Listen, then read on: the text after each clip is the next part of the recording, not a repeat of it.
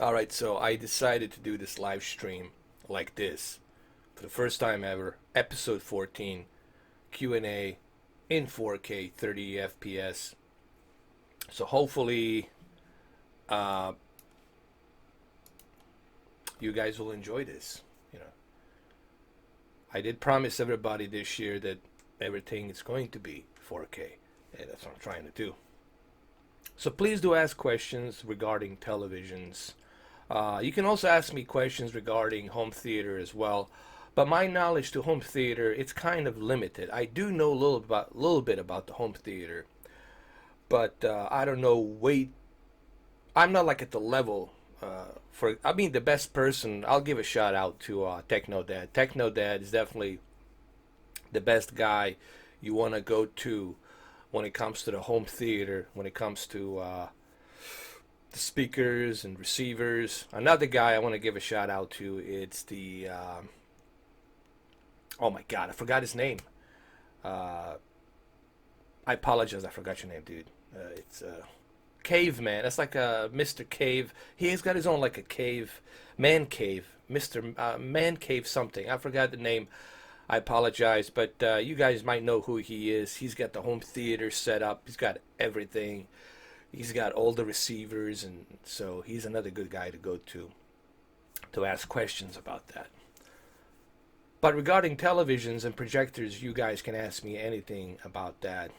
Also, keep in mind, there are certain televisions that I don't have, like JVC, Panasonic in North American market. I don't have the ability to purchase a JVC or Panasonic, so therefore I'm not familiar with the Panasonic or JVC because they're really not available here. They're very limited supply of them selling it here in North American market. I chose to just put something in the background, like Red Dead Redemption 2. I felt leaving something in the background for you guys to see in 4K, I guess. Even though I know people are gonna say it's a fake HDR, I get it. I know, whatever. It's still HDR being processed. It's just not the HDR that has a great tone mapping, and it's not the HDR that has that ridiculous peak brightness, but maybe that's something that they chose to do so, the developers. Alright, so guys, I'm gonna check my chat room. I'm gonna see what type of questions you guys have.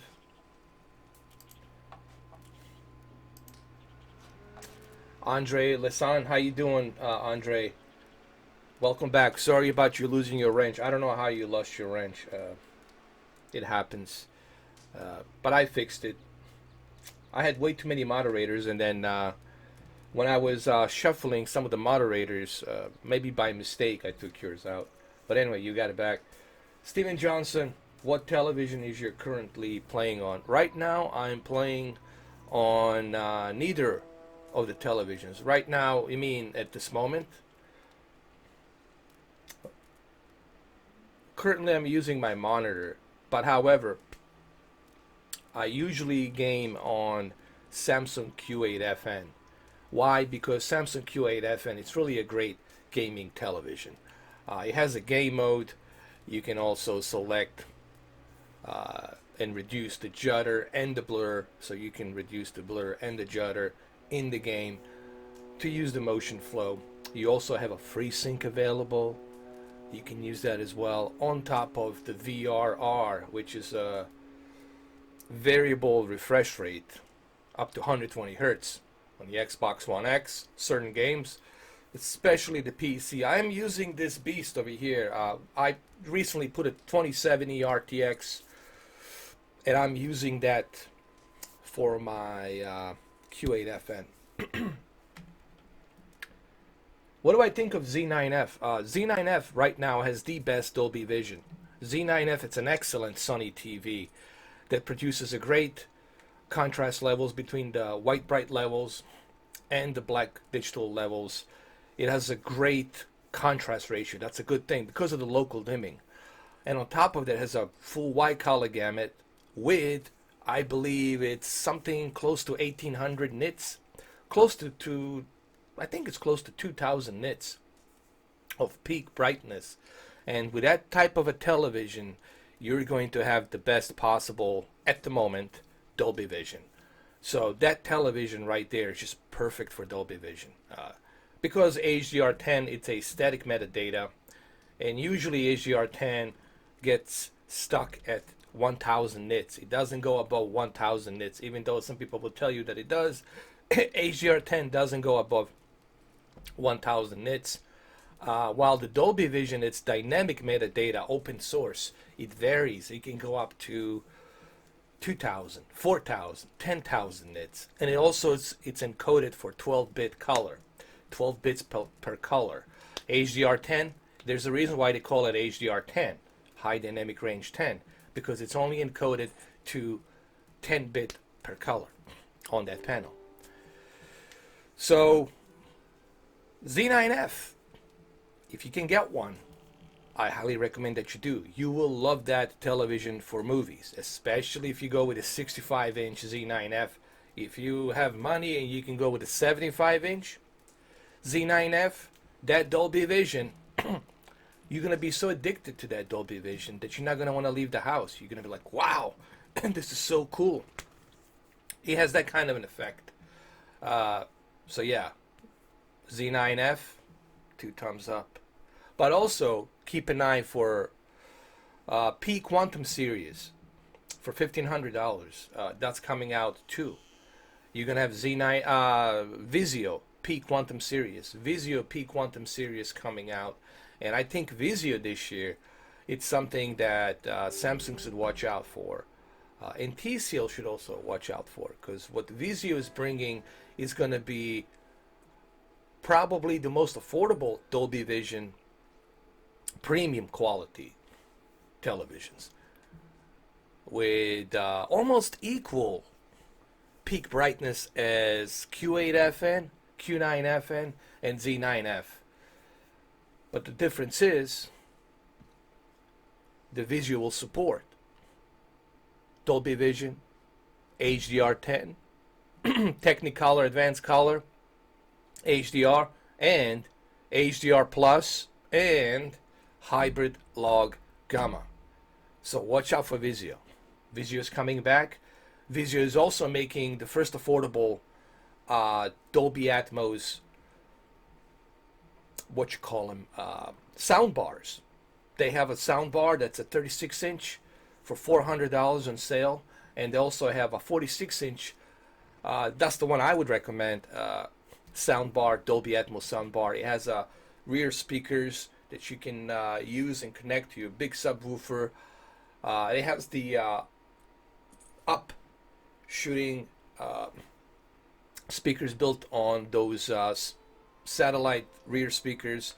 Especially also it has the 2 up firing speakers on the soundbar as well. It's perfect, and it's only $800 right now, $800. So what Vizio is doing, not only are they making a very affordable Dolby Vision television with a premium quality picture, and at the same time you're also getting a Dolby Atmos speakers from Vizio. So with Vizio you can have a really good affordable Dolby experience, meaning Dolby Vision and Dolby Atmos. So if you want to go Dolby this year, if you want to have everything Dolby Vision, Dolby Atmos, I think Vizio, it is the most affordable way to go, in my opinion. Sorry about the long answer. Go ahead, guy. I cannot talk today. Colonel, what's going on over here? Hey, Carol Brooke, how you doing, brother, man? What's happening? Yeah, I know you mentioned Vizio. You asked me yesterday. I didn't get a chance to answer that question. I am keeping my eye on Vizio, but that's something during the summer. You know, you're not going to see me doing anything with Vizio. Probably sometime during the summer, you will see something with Vizio. The mobs. How you doing, mobs?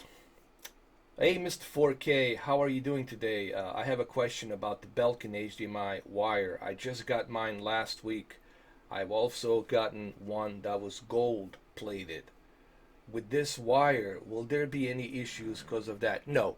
As a matter of fact, gold-plated cable, gold-plated metal that's put in there, it's only going to help isolate any kind of like outside noise frequencies from the cell phones or what have you, right? There's so much frequencies happening in the cities. You know, you got the towers, you got the radios, there's cell phone towers. There's way too much frequencies. And what the gold-plated thing is going to do is going to isolate any of these frequencies, and therefore you're going to have even better, smoother connection to your television. So no, that's only going to help. So don't worry about it. If you got an ultra high-speed cable with a gold-plated HDMI, you're good to go, bro. Like no worries, man. You're all set. 2 thumbs up. You're all set, brother.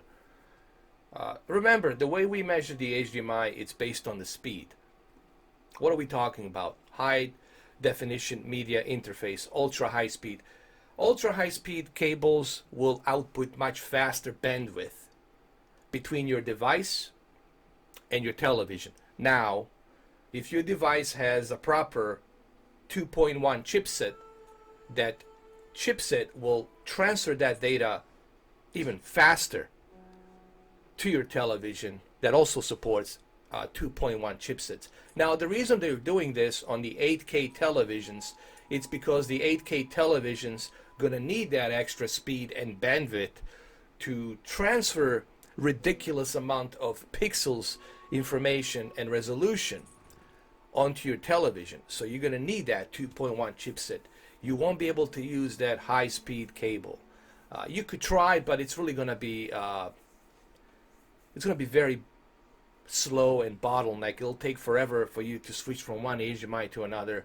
So Belkin cables, ultra high speed, my opinion, for $30, you can go wrong. I have 8 of them. They work like a champ. No issues. Okay, sorry about my long answer. Next question. Let me see. John Crow, how you doing, man? I'm doing good, Carol. Thank you. Drinking my coffee. Man, I need glasses, dude. I'm getting old. I can't see. Nicholas, let me see. Mikulas, Samsung Q6F. Samsung Q6F, it's a good entry-level full white color gamut TV, and it's also an excellent gaming TV. My only negative about the Q6F and Q7F is the fact they're still edge-lit panels.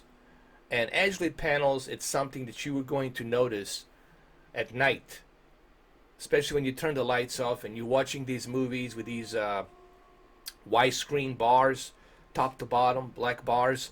You will notice that edge-lit being presented like from top to bottom, like you'll see it from top to bottom. You'll see the reflection of that brightness of light.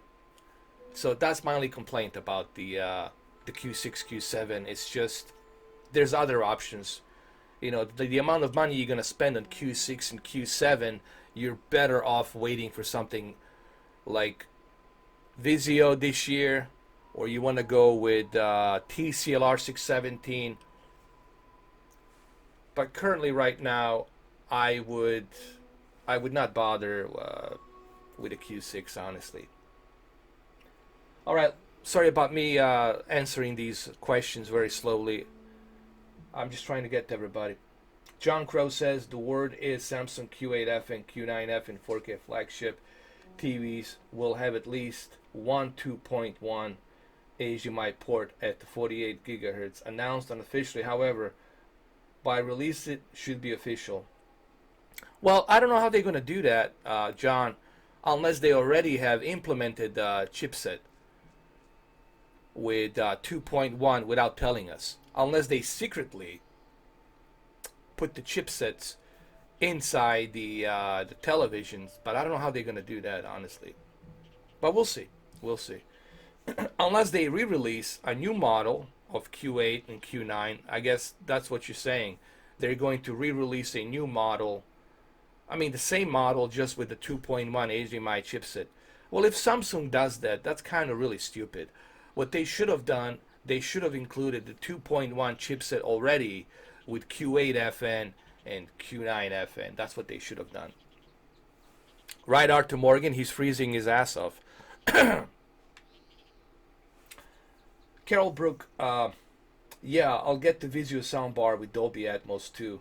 That way, the Vizio TV complete set. Yeah, you're gonna be really, when you think about it, you get yourself a P Quantum Vizio series that's 65 inch for, think about this, 65 inch for $1,600.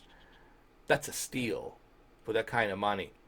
So you're getting the Vizio with Dolby Vision and all the other HDR formats, and then you're getting a Dolby Atmos soundbar. So for $2,600, you can have complete Dolby package. Dolby Vision, Dolby Atmos package deal. And then you can watch Vudu, you can watch Apple TV 4K on it, and you're pretty much set to go. Or, in my opinion, use the physical media disc. To me, always I go with the physical media disc first, and then everything else it's second. All right, let's see what else we got. The Mob says, hold on.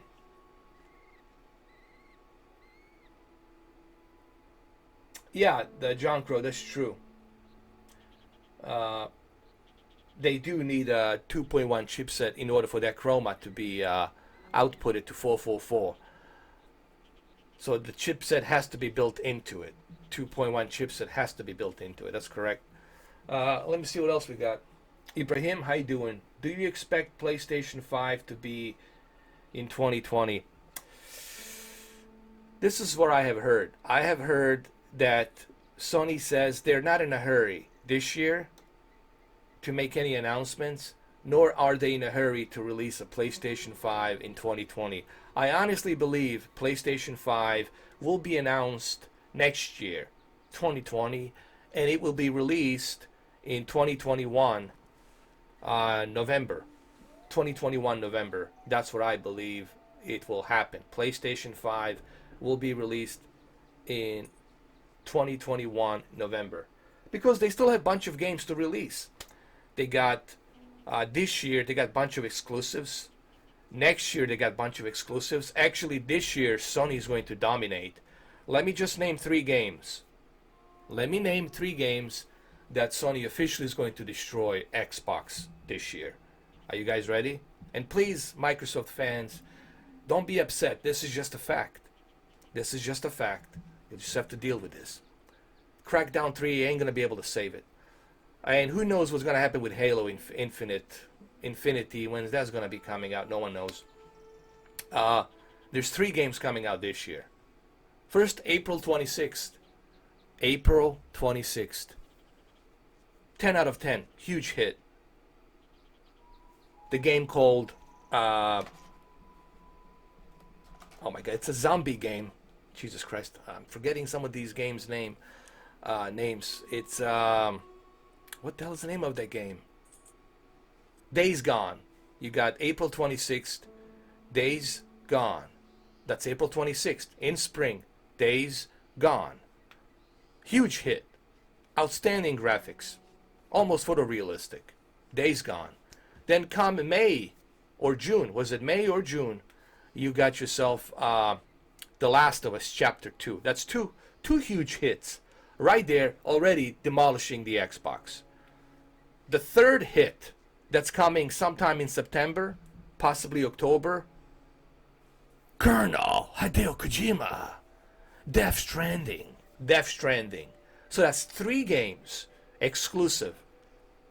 And the third game, it's photorealistic Decima engine. So Xbox, I'm sorry, you have no goddamn chance this year.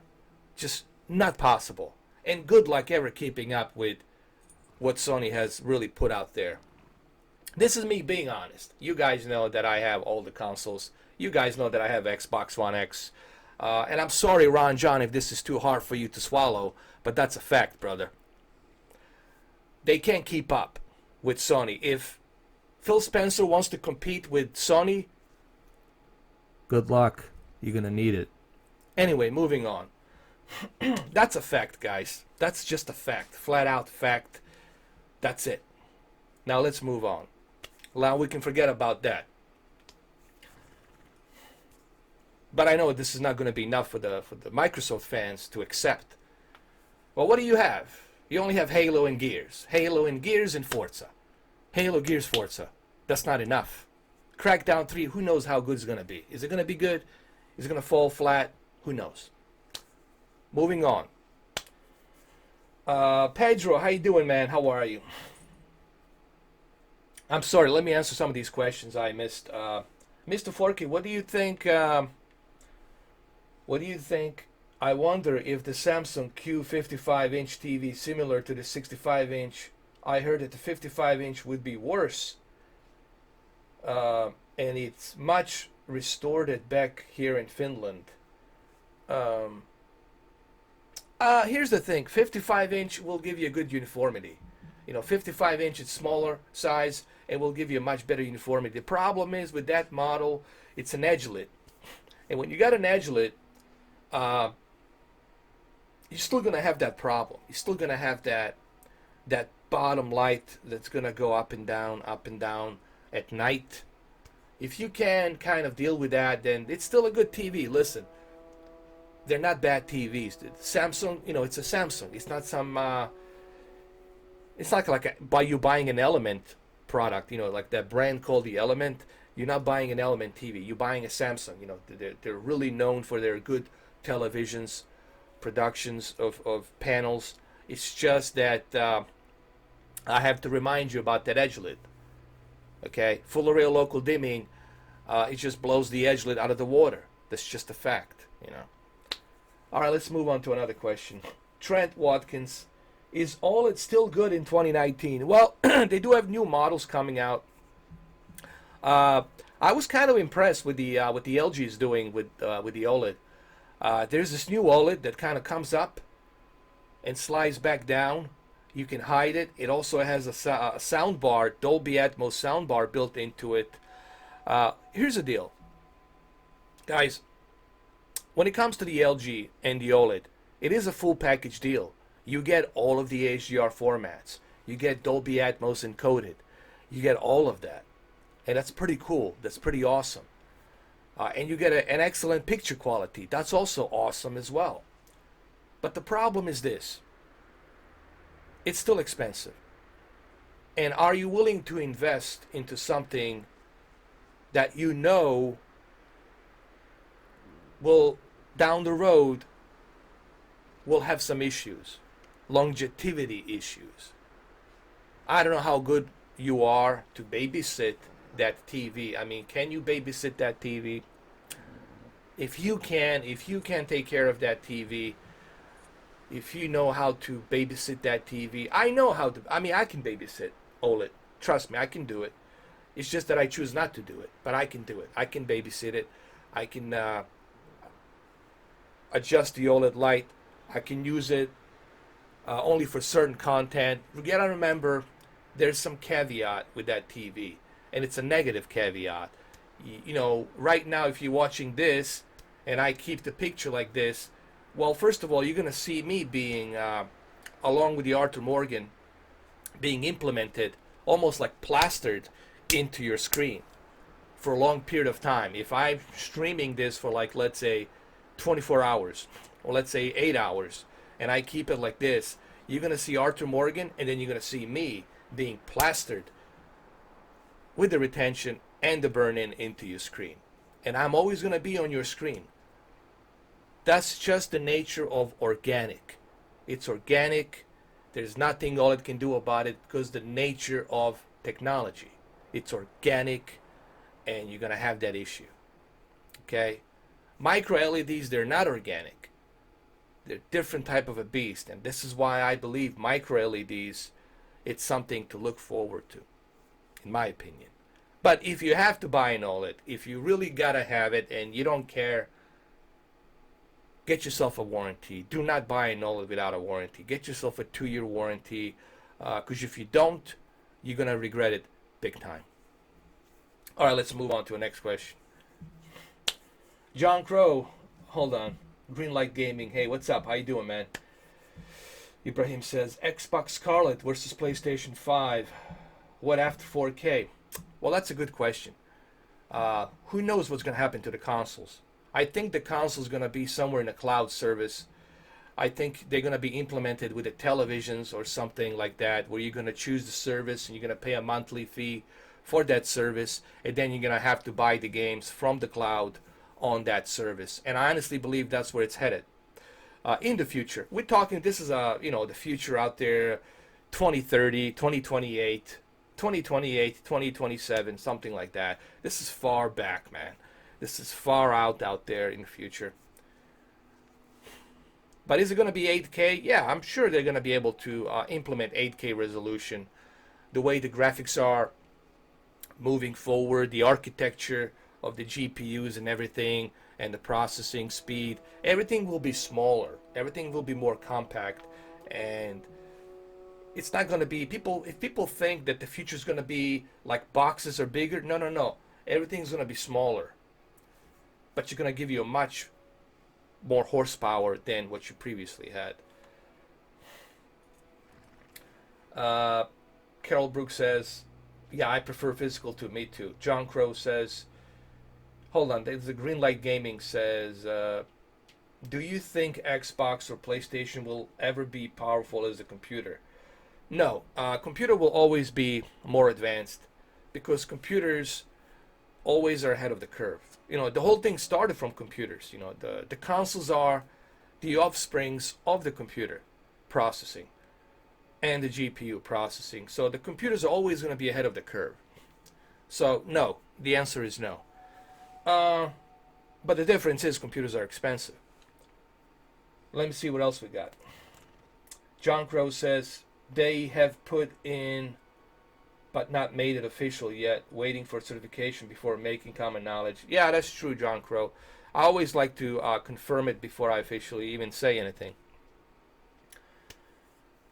Pedro says, hello. How you doing, Pedro, Enrique? Liam Macaulay, 88. Days Gone, that's true. Days Gone. What about Anthem coming out on the Xbox? Well, we'll see. It should run in 4K and HDR. But I think Anthem will look the best on the RTX and the Turing architecture. I think if you want to experience the Anthem, I think it will be the best experience on the PC because they really have worked hard with the developers and the RTX real-time ray tracing to really make that game look the best. And I think Anthem will look the best on the PC. There's no question about that. What else we got? The Divisions 2 is coming out, but these are third-party games, guys. These are all third-party games. Games like Exodus, Division 2, these are all third-party games. They're not exclusives. Sony has 3 major exclusives coming out this year, and that right there is just good luck competing with that. Not to mention that PlayStation already has PlayStation VR exclusive for Ace Combat 7. Meaning if you want to fly Ace Combat 7 in VR, you gotta have PlayStation VR and PlayStation. And that's exclusive for the entire year. Okay? You cannot play it on the Oculus Rift or HTC Vive in 2019. You gotta wait till next year, 2020, to play it on Oculus Rift and HTC Vive. Obviously, Oculus Rift, HTC Vive will have a much better experience on that front, but for right now, this year, you're stuck with PlayStation VR only. So right there, that's 4 exclusivities that you're getting from Sony, and that's something to think about. They're not releasing some half-assed exclusive games. They're really releasing like some very powerful, groundbreaking, AAA, blockbuster exclusive games. And that, my friend, it's really hard to compete. That's difficult to compete. How are they going to compete when they release God of War 2, Chapter 2? How in the hell are you going to compete with that? Sorry, Phil Spencer, but good luck, man. You're going to need it, brother. If I was you, I would be shitting my pants. I was like, how the hell? I would tell Sean Layden, dude, there's no way I can compete against you. There's just no way. That's a fact. There's no way that you can compete, man. It's too late. Sony is way ahead of the curve. They're way ahead of the curve, and they know it. You just can't, man. You just can't compete. I wouldn't dare competing against Sony. I really, at this point, I wouldn't dare competing against Sony. Honestly, in my honest opinion. All right, let's see what else we got. And I'm being honest about this, guys. I'm really being honest. Like I said, if some people have a hard time accepting this, well, that's too bad, but that's a fact. Just like the fact is the Earth, it's round, it's not flat. And if you want to see if it's around, well, get some cash together, go to the Virgin Airliners, talk to Elon Musk, let them strap you up on a rocket, go up in the other orbit, and you will see it. That it's round, it's not flat. These are the facts, guys. Same fact goes for the PlayStation. PlayStation right now, it's ahead of the curve. And they're going to be ahead of the curve with the PlayStation 5 when it comes out. And they've been ahead of the curve every single time. With their sales of PlayStation 4 in 2013, with their exclusive games throughout the years, they have been ahead of the curve every single time. That's a fact. And I'm not a fanboy. I'm just telling you the facts. I'm not going to BS you. I'm just going to tell you the fact. Now, this doesn't mean that the Xbox sucks. It doesn't. There's some other things that the Xbox does well, and that's the native 4K. They're rendering native 4K games. They're rendering them in 60 FPS and HDR in some instances. So they do have some caveat there. Okay? But when it comes to exclusive games, it will take a long time for them to catch up to Sony. But it's also impossible for them to get all these developers to work 3, 4, 5 years on a game. By the time you get those games available on the Xbox, Sony's already releasing a bunch of first-party AAA blockbuster games. So there's no way in hell. It's just mathematically, it's not possible for Xbox to ever beat Sony. So just, that's a fact. Sorry, that's just a fact. Too late. 2013 was your chance, Xbox, and you screwed up. With your stupid Kinect and all your stupid other stuff you wanted to shove down the people's throat, always online, you screwed up there. Sony took the advantage. That's a fact. Now, moving on. Let's go with another questions.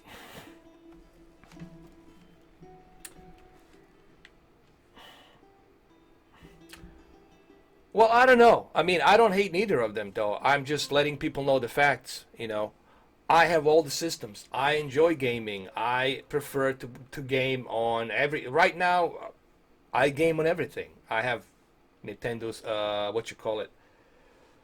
I have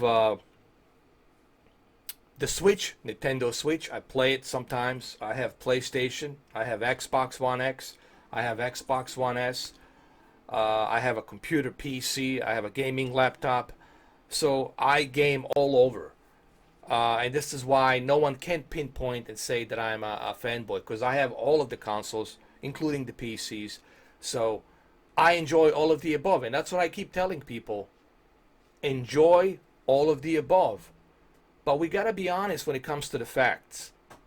If you're going to compare Xbox to PlayStation, we have to be honest. No, Xbox does not win on that department when it comes to first-party exclusives. They don't win. We all know who the heavyweight champion is. Sony, PlayStation. They win on that department. And that's just a fact. But this is the fact that Sony, Microsoft fans are really having a hard time swallowing and digesting through their system, because they can't accept that fact that Sony is the one leading on that department. And that's just a fact. Now let's move on to our next question.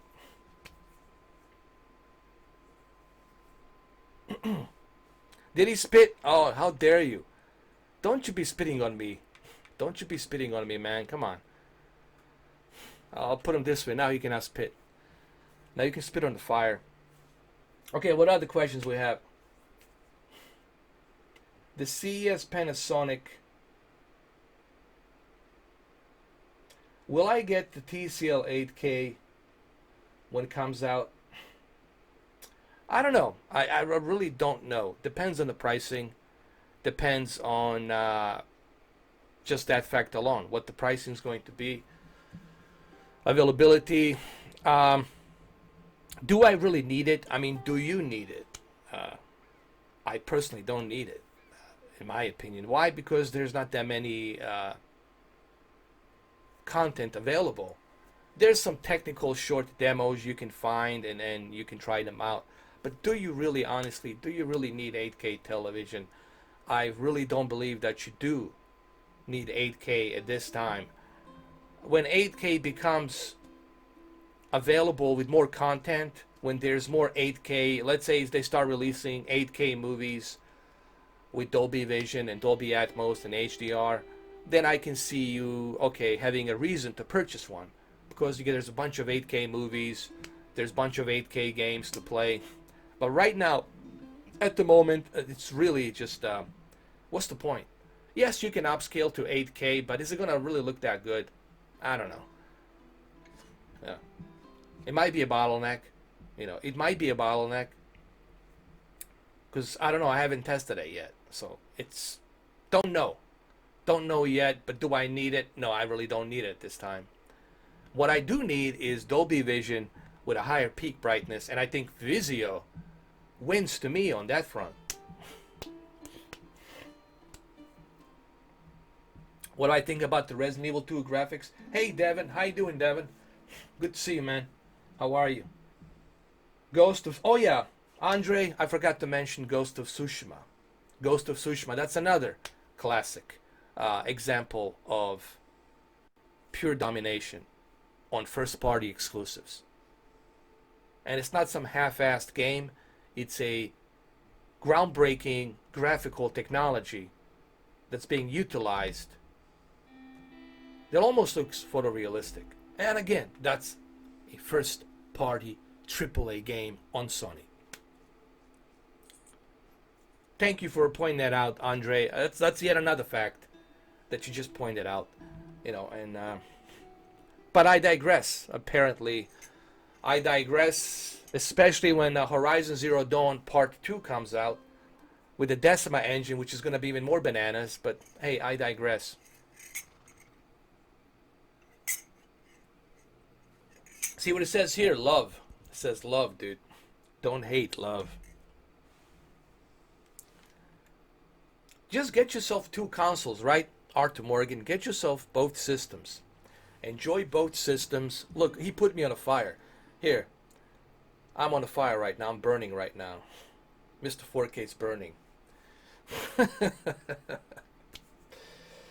What do I think about the Resident Evil 2 graphics? Honestly, I tested all 3 of them on the PC. I can still play it on the PC. I have the cheat code where I can play it for infinite time. They look very identical to me on all 3 systems. Sure, there's some minor differences here and there, like the texture filtering, using DirectX 12. There's some minor little tiny differences where the jagged edged lines are smoother. But remember, you're going to need a magnifying glass to look at that. You will not notice that watching it from a distance. You're going to need a magnifying glass to zoom in to see that difference. So when you're watching a Digital Foundry, please guys, and I have nothing against Digital Foundry. I have nothing against them, okay? But when you're watching their comparisons, keep in mind one thing. It's not a drastic difference. It's a magnifying glass difference. They have to zoom in to show you that the jagged edged lines are smoother here instead of here. The texture filtering, it's higher here than here. But you gotta have a magnifying glass to zoom in to see that. So bottom line is this, I don't see any drastic difference between these 3 versions. They're little small tiny nuances that you will not notice with your own 2 eyes, But then again, people are different. Some people are specific about the kind of stuff, and they have magnifying glass, they have microscopes, they do look at that kind of stuff. So if you're that kind of a person, then stick with the PC version, you know. But you're not gonna have any drastic difference. Hey, Luke M Tech, what's happening, bro? How you doing, man?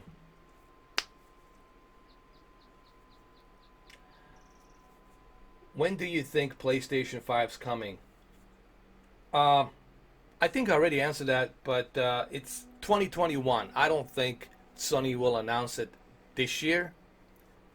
I think they will announce it next year, 2020 E3. I think we'll see it next year, 2020 summer E3, and then they will officially announce it for November of 2021. Or it might be October, I don't know. They could do October to make it, you know, like a PlayStation 2 anniversary. But I think it will be November, probably November 15th, something like that. November 15th, 2020. Just in times for holidays, for Black Friday, for Christmas, and all that good stuff. That's what I believe. I could be wrong. This is just my predictions. I could be wrong. The reason I say this, because Sean Layden said on one of the interviews, he said that we are not in a hurry. He said we are not in a hurry right now to be releasing a PlayStation 5. We are really not in a hurry, and we're just gonna release all these first-party exclusive games. These first-party exclusive AAA games are more than enough for next 2 years. For this year, 2020, it's more than enough for people to play. And then 2021, it's officially when you're going to see PlayStation 5. 2021, that's what I believe.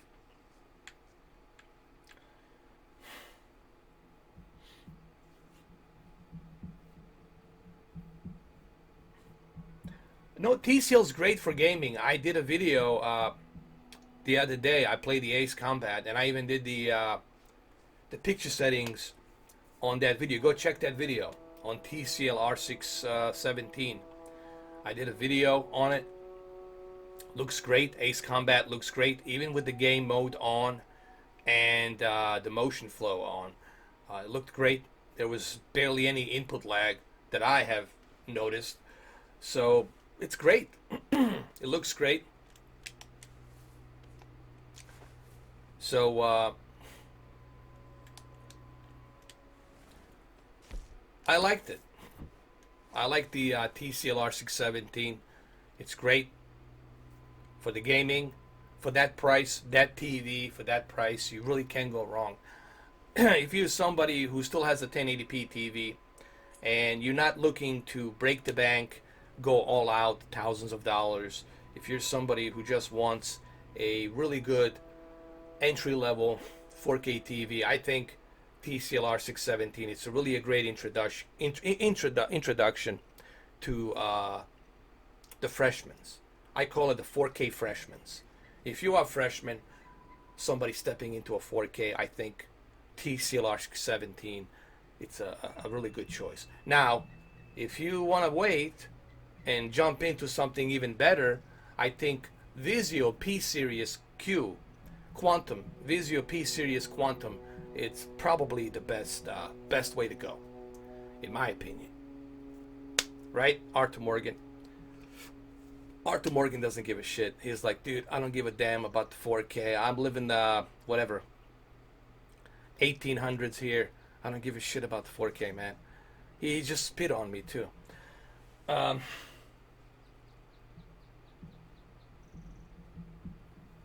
Nah, I already got burned in, man.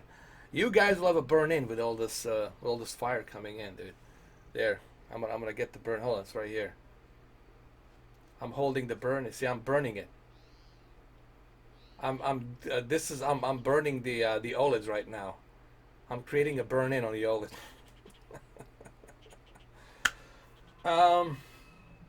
So what other questions you guys have?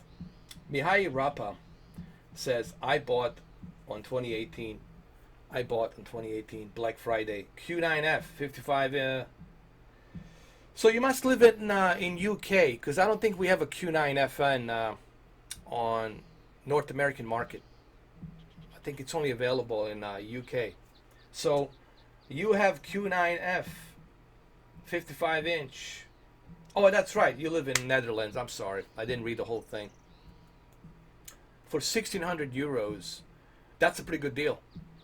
For Q9FN, that's a great deal, man. Even for 55 inch. You know what? With a 55 inch, you'll get even better picture because you're going to get a much better uniformity. And when you have a 55 inch, that uniformity is going to be perfect, man. So, yeah.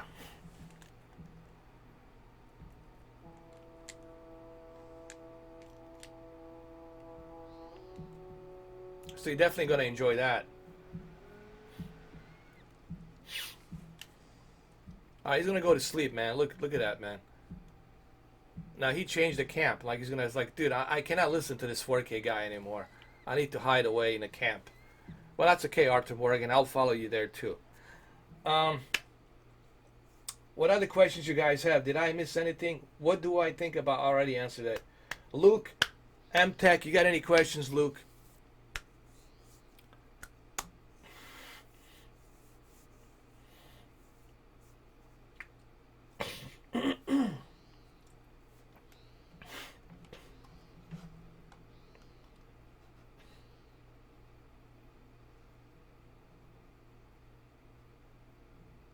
Oh, let me answer this question. Do I prefer Resident Evil on the classic or do I prefer the new ones? Well, the Resident Evil on the classic, it's a classic game and does have a special heart for me, at least. At that time when I was growing up, that game, all these games like Resident Evil, Parasite Eve, Final Fantasy VII, Final Fantasy VIII, Metal Gear, all of these games, Dino Crisis, they all have a special place in my heart for that time. But comparing them to the today's games, it's like you can't compare them because it's like laughable. When you look at today's games, like I said, it's getting so close to photorealism. I mean, it's really almost there, man. It's just a matter of time. As a matter of fact, Joe Rogan was talking about this on his podcast, where he says that you know what? It wasn't even Joe Rogan. It was actually Elon Musk. And I trust Elon Musk because Elon Musk, if anybody's privy to technology and what's available, I think Elon Musk is privy to that information. So 10 years from now, guys, 10 years from now, 5 years from now, I think 10 years from now, you will be blown away. The kind of technology that we're going to have. It's just going to blow your mind, dude. Be prepared. Here's the future. Be prepared to have your minds blown forever and ever. It will affect you forever. Technology will own you. Here's my prediction for the future. Technology will be part of your inner spirit. Can you leave a house without a cell phone? Here's a question. Okay. Can you do this? Right now, stop watching this live stream. Put your cell phone somewhere out there in the house. Leave your house without a cell phone. Leave it. Go at a distance somewhere. Can you go without your cell phone? Can you go and leave without your cell phone? Can you go somewhere 200 miles without your cell phone? You can't. See, it's already happening. It's already happening. That's how your brain works, man. That's how your... But I don't want to go too deep into that.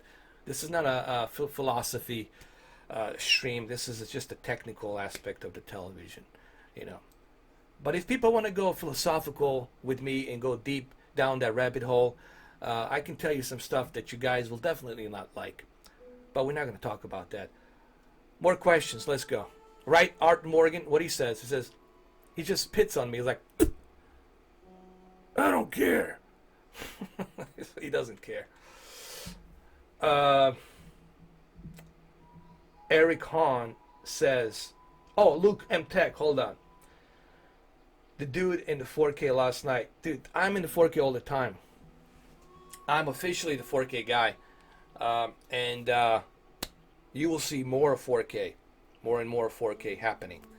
But I don't know, man. He just doesn't... what's going on with him, dude? I don't know. Hold on. I cannot see. I need to move myself over here. Hold on a second. There we go. I move myself over here. Look, I'm floating around. Look, it's me, Arthur Morgan, dude. It's me, Arthur Morgan. It is me, Arthur Morgan, dude. Oh, man. Put myself over here. There we go.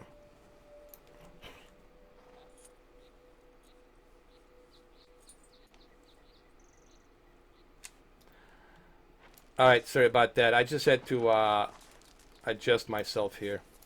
Alright, here we go.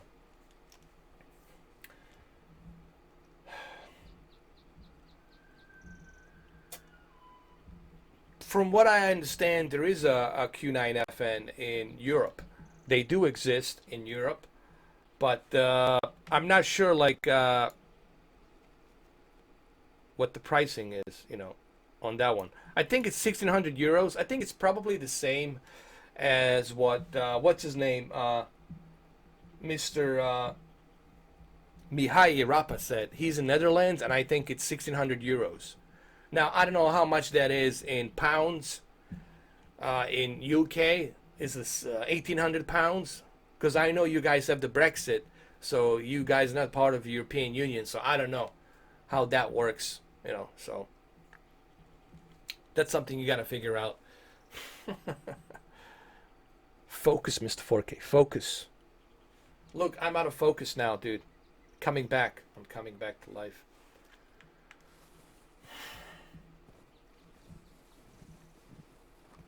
Oh, the Big Lebowski. Oh, the dude. Oh, okay. I love that movie, man. Man, they pissed on my rug, man. I hope they make the Big Lebowski too, man. I would really love to see a sequel. I know that he's old. I know they're both old. Both John Goodman and the Jeff Bridges. They're both old. I get it.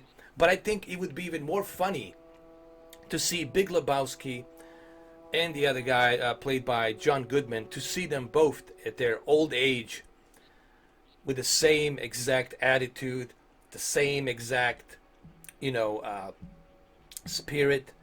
I think that would be awesome. So Coen Brothers, if you're having a problem with the script, call me. Call me. I'll fly out to LA. I'll definitely give you some key pointers on the script. Come on, Coen Brothers, contact me. Let's make the Big Lebowski Chapter 2. We'll bring the cast. We'll bring Steve. Oh, well, he died. We can't bring him. Steve Buscemi died, obviously. We can't bring him. But we'll bring Jeff Bridges and John Goodman. Come on, we can make this happen. Chapter 2. Big Lebowski, Chapter 2.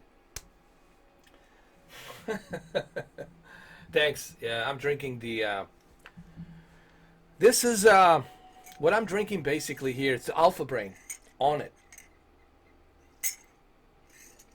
Joe Rogan's, it's part of the, he's the owner of the On It, the Alpha Brain. What it does, it helps you focus. It helps you focus, it helps you think. And I think it definitely gets the job done. Now, it doesn't help Arthur Morgan that much because he's like, I don't know, like he's like right now just freezing his ass off.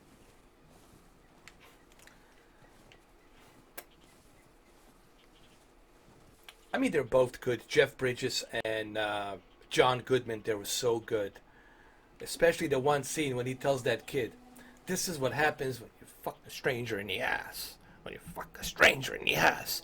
Then he uses a baseball bat and he just demolishes that car. What was it? Was it a red Corvette or something? But then he finds out that's not his red Corvette. That's somebody else's car. And the other guy comes out in a robe. Fat guy comes out and goes like, you put the in my car. You messed up my car. And then he starts chasing him. That movie's so funny, dude. And I like when Big Lebowski says, "Yeah, well, that's like your opinion, dude. Uh, yeah." That movie's so good, man. That movie's so fucking good. They need to make Big Lebowski Chapter 2. Come on, Coen brothers. They should bring. This is the cast. They need to bring the original cast, obviously. But they also need to bring uh, two more actors. Bring Tommy Lee Jones and bring Samuel L. Jackson. And also bring. What's his name? The Thanos guy. Josh Brolin. Bring him as well, too. Telling you. Telling you, man. Oh yeah, Lawrence Fishburne. Bring Lawrence Fishburne in there as well. Lawrence Fishburne in there as well. I'm telling you, that chapter 2 would be so good. Would be so good. Oh yeah, we can also squeeze in John Malkovich. Let's squeeze in John Malkovich in there as well. So that's like, we can have like a really great assembled cast for the chapter 2, man. I'm telling you, it will work. But the script needs to be good. Dude, I don't know. I mean, I don't. I'm just guessing. Like I said, if Coen Brothers ever contact me, please, I will help you with the script. I got some crazy, juicy ideas for the chapter 2, and I know the Coen Brothers. They have no limits. They're always pushing the envelope. They're always pushing the envelope, and that's what I like about the Coen Brothers. They always push the envelope, and I think they would do that with the chapter 2. It was 1998, yes. Big Lebowski was released summer of 1998, you know. But it then became a classic cult hit. It didn't do so well in the beginning. It had okay opening, but then later on, it became like a cult hit. Everybody was renting that movie.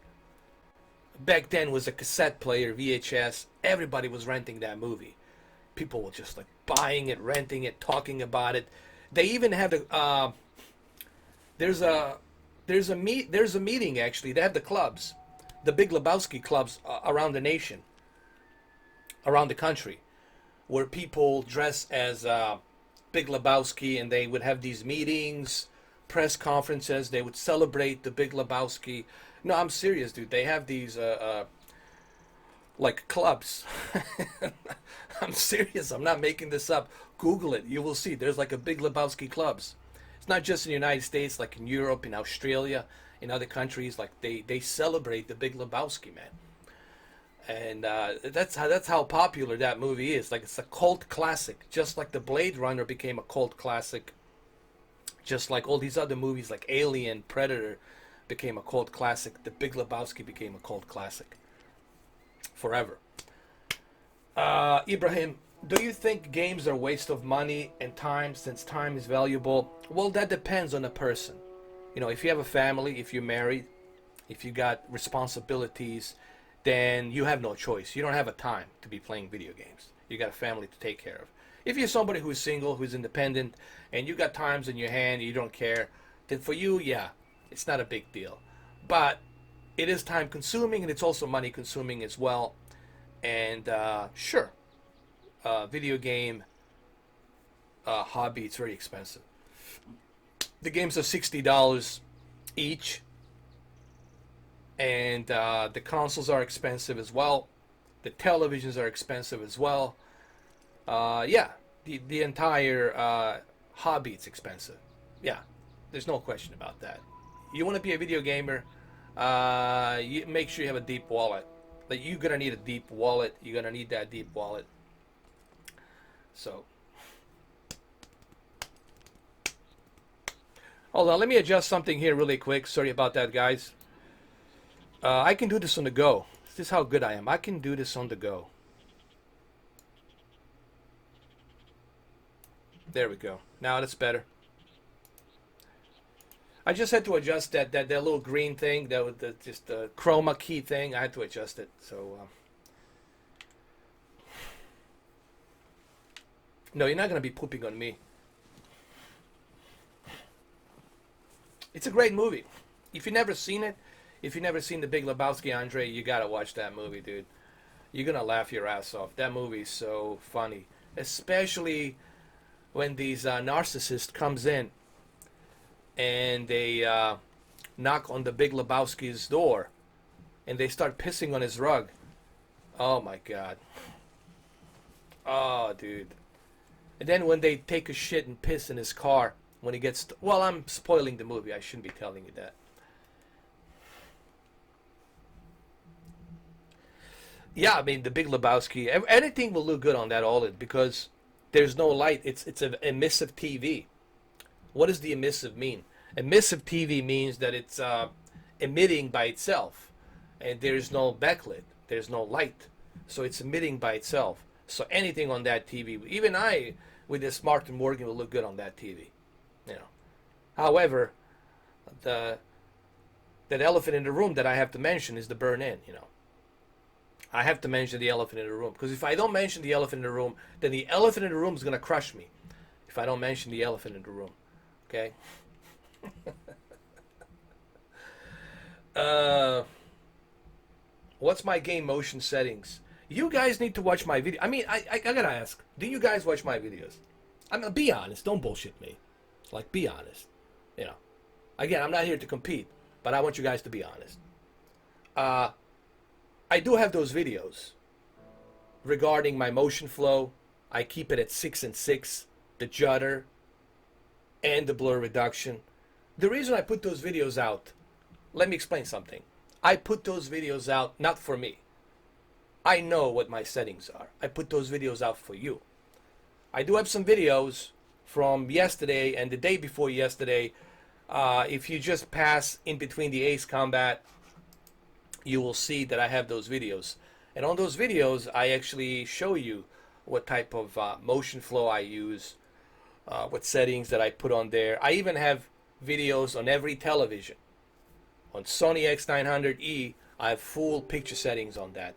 How do you find my videos about Sony X900E? You type in my name. Attach my name to Sony X900E, and you will find everything you need to know about Sony X900E. You want to know my stance on the OLED? Attach my name to the OLED, C8, C6, B6. You will find my videos on that. I have over 3,600 videos. They're all there, guys. It's just you gotta search. If you have a hard time typing, please use a Siri or use Alexa. Tell Alexa, Mr. 4K upscaler OLED, Mr. 4K upscaler Sony X900E. They're all gonna show up. I guarantee you. They're all gonna be there.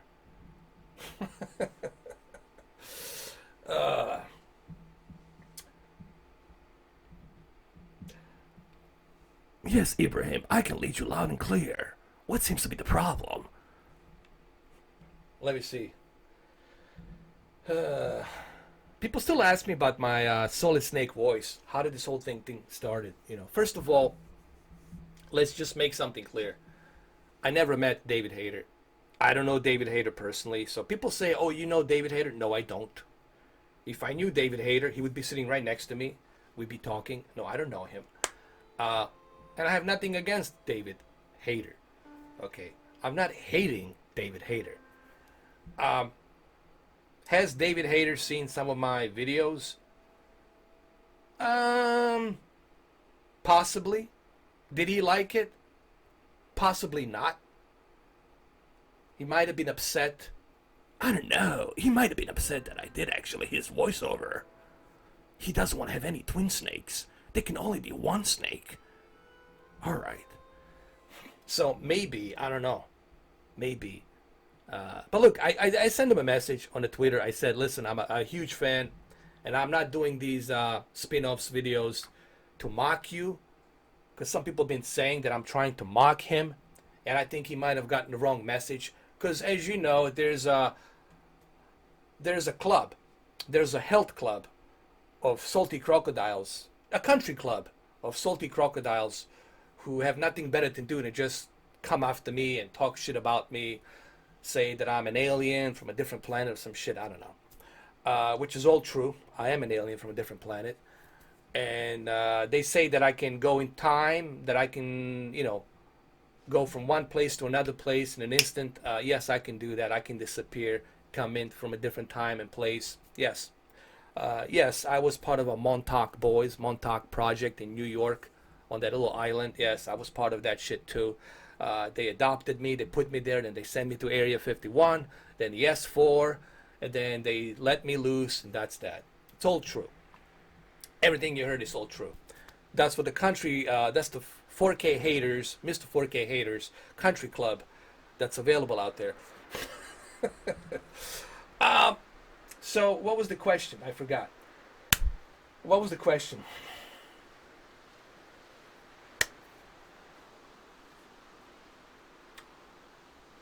I didn't even see the message.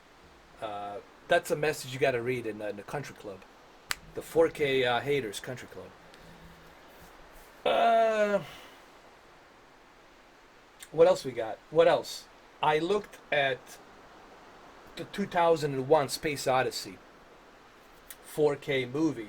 Looked good, even though 51-year-old film in question. Listen, uh, the first movie I saw on the television before I've seen a silver screen, E.T. Extraterrestrials. My father and my mom, they took me to see E.T. Steven Spielberg movie, E.T. was the first movie I saw on the cinema, the movie theater, on a projector. But the first ever movie that I saw as a little kid was Stanley Kubrick's and Arthur C. Clarke, based on a novel of Arthur C. Clarke, was 2001 Space Odyssey. That movie really, like, how do I put this? It stayed with me forever. That's one of my all-time favorite movies ever. There is nothing ever that's gonna ever be able to set the bar high enough to go above that movie. That movie, how old is that movie now? 50 years, 50 plus something years, and that movie still holds up to this day. It still holds up to this day. There's nothing else. What is the monolith? Well, monolith could mean many different things.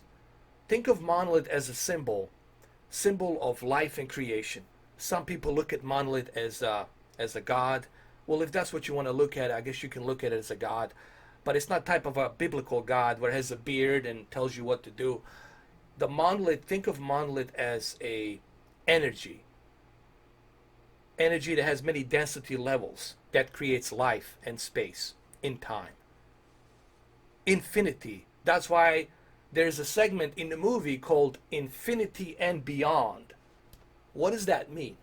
Infinity and beyond. Infinity and beyond means there's no end. There's infinity density levels of dimensions. But that's if you go really deep into that movie. But monolith, it's that density of creation of life. That's why you saw the baby, the embryo, the little baby, the baby that was in the early stages of life development on the planet Earth. Life creation. Now, there's many different philosophies about that. Arthur C. Clarke refused to answer and give out any answer on the question. He says, this is something I created for you to ask yourself, what do you think? And that's what Stanley Kubrick and Arthur C. Clarke wanted to do with that movie. You ask yourself a question. What do you think? And I like that they made the movie like that. And this is why that movie works. Because there's no answer. You figure out for yourself. What do you think? And that's pretty much what it is. Yeah, we should definitely get together, man. Because, dude, I need a vacation, bro. I'm like so busy. Like tonight I gotta work. And then tomorrow afternoon I gotta work. I mean, tomorrow evening I gotta work. And in the afternoon I gotta sleep and gotta do some videos. I gotta go hit the gym. I mean, like, I'm always busy, dude. That's my problem, dude. I'm always busy. Like, you guys have no idea. Dude, I'm always either, if I'm not doing this, then I go, I maybe one day that I can maybe have for myself, but I'm always, like, dude, working, doing stuff. And I'm, like, always being constructive and busy. So, what other questions do you guys have? What other questions you guys have?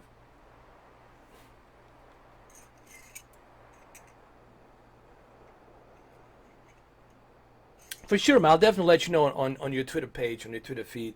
I'll contact you personally. I'll let you know whenever I get a time, you know, because you're not that far. You're right out there now, just north of me. I'm not going to give out your exact location so that everybody can find out, but you're not that far from me. Um, Luke, man, just ignore, man. I'm really like I don't even pay attention to that stuff. You know, I don't pay attention to idiots. They want the attention. If you give them the attention, they'll get it. You don't need to address him. Just the way you address him is you remove him. You don't say anything, and that's how you address that issue. Uh, if you are addressing him, then he's winning because you're talking about him. Just remove him. Don't say anything. They want the attention, and if they don't get any attention, then they lose because they're not getting to you. And good luck. You know, my message to them, really quick, is to this country club of 4K haters. Good luck. Good luck. Try harder, but you're gonna lose, guaranteed. That's not like me thinking maybe if no, that's a guarantee. You're losing. You already have lost. I already shut down one guy. His channel. Okay, his channel has been totally torn apart, deleted. They checked his email. They're keeping an eye on him, and they could totally ban him from the YouTube for discrimination and different things. There's a new policy set in place. Discrimination against somebody's race, physical appearance, whatnot. You get banned from YouTube for life. And then good luck with that shit. Might. Okay. Yet this individual never showed his face. Why? Because he doesn't want to show his face. Because even though I know how he looks like, I know where he lives, I know everything about the person. But I don't give a shit. He's not that important to me. Okay. Nor is he important for the authorities. As long as he's not breaking any laws in UK, if he breaks a law in UK, then that's on him. Then he goes to jail. But other than that, I don't give a shit about that person. Nor do I give a shit about all these other losers out there. Okay? That's their problem. But don't address them. Look, that's what I would do. I would just not address them. Just remove them. And that's it. They're already losing. They lost. You know. I'm still here. I just reached 29,000 subscribers. And in March, I'll reach 30,000. Not that I really care about my statistics and my status. I'm not doing these videos to reach some kind of celebrity status. I'm doing this because I want to do it. You know, there's no secrets here. You've seen me do many different things. I do television videos. I do live streams. I do video games. I do comparisons. But above all, I will never make you a promise on something that I can't deliver. If I can't deliver on something, I will not say, hey, I'll deliver you this, but then I don't. I don't do that. I don't give people false promises. I don't talk out of my ass. I talk out of my mouth, and I tell you exactly what I tell you. It's exactly what it's going to be. You know. Did you reach 1 million subscribers on YouTube one day?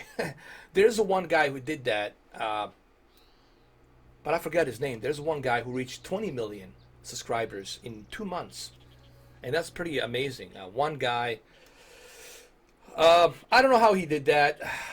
You know, there's many different ways you can do that, guys. But I'm not going to entertain that idea on how you can do that because that's not my motive. You know, my motive is not reaching a certain numbers. That's not why I'm doing this. You know, I'll be honest with you guys. If my motive was to reach subscribers, if my motive and my goal was to get to that certain level on YouTube, I would have done so by now. I would have called some people. I would have get some sponsorship. I know people. I know all kinds of people, man. Both middle class, super rich, and freaking wealthy, filthy wealthy.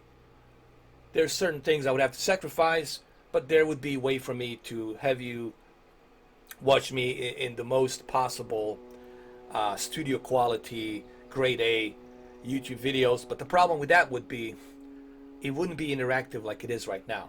It would be very limited. You would see maybe 2 videos a week, or maybe 1 video a week, or maybe 3 videos a month. But I would attract a lot of millions of viewers because that's what they want. This is what the new generation of millennials, they want to watch. They like certain type of videos. That's the type of generation that we live in. And I can appease to that. I can appease to that audience if I want to do that. But that's not my main focus. Just like you don't see me putting 30-second logos with a bunch of stuff floating around, you know, with some zombie electronic music, you know, Mr. 4K, subscribe, Mr. 4K, follow, 30 seconds. And then after 30 seconds, I read a teleprompter. Make sure you guys subscribe to my channel down below. Make sure you also guys be on my Patreon, and make sure you donate down below. There goes a 1 minute. And then I do another 3 minutes, just briefly, heavily edited video, talk to you about something, read a teleprompter, and bye-bye. Take care. Again, 30 seconds, end logo video. Subscribe. So, follow. Donate. Follow me here. I could do that. I could do that. But that was never my initiative. My initiative was to be something different. It's like Joe Rogan says, when he started his podcast, Joe Rogan doesn't need the money. He's got the money. He's fucking Joe Rogan. He's not doing it for the money. He's got the money. He's Joe fucking Rogan. UFC pays him shitload of money, and he makes shitload of money by all his products that he has. He makes shitload of money by doing the stand-up comedy with Netflix and whatnot. He doesn't need it. So same thing with me. My initiative was always to interact with you, like a social experiment. Like, let me interact with people. Let me see what kind of people I can bump into. And of course, along the way, you bump into haters. You bump into some weird people. That's going to happen. It's the internet. There's all kinds of, ingredients out there. All right. I don't expect everybody to like me. I don't expect everybody to like what I do. Nor do I expect everybody to understand what I'm trying to do. That's not my problem. That's their shtick, But my main initiative was to interact with you, just like I'm interacting with you right now.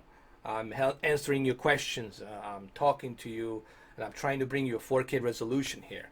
So that was my main focus when I started doing a YouTube. Now, let's get back to you guys. Let's get back to you. It's Trevor. Nice accent. What is it? It's a Bosnian, actually. It's a Bosnian. It's a Serbo-Croatian Bosnian accent. But let me explain something to you.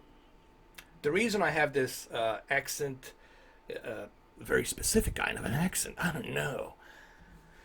It's because I came to the United States when I was very young. I was 13 years old. How old was I? 13 years old. Sophomore year. I attended sophomore year high school in upstate New York, Lake Placid. I've been up there. I love that town. I love Lake Placid, New York. I'm thinking about moving up there, maybe staying up there. I love that town, dude. I'm tired of the big cities. I'm not a fan of big cities, big noises, and I had enough of that, man. Been there, done that. I really want to be out in the nature.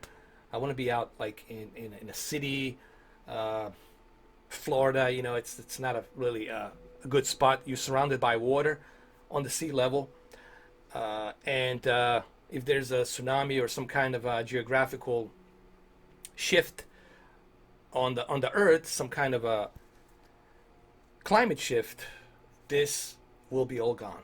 It'll be all under the water, and definitely not a good state to be in, honestly. I'm being honest. I'm serious shit. I don't mean to scare people, but yeah, you definitely should leave Florida, and I'm thinking about that too.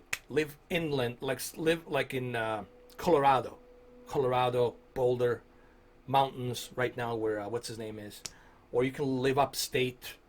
You can go to North Carolina, Asheville, a little bit west of North Carolina.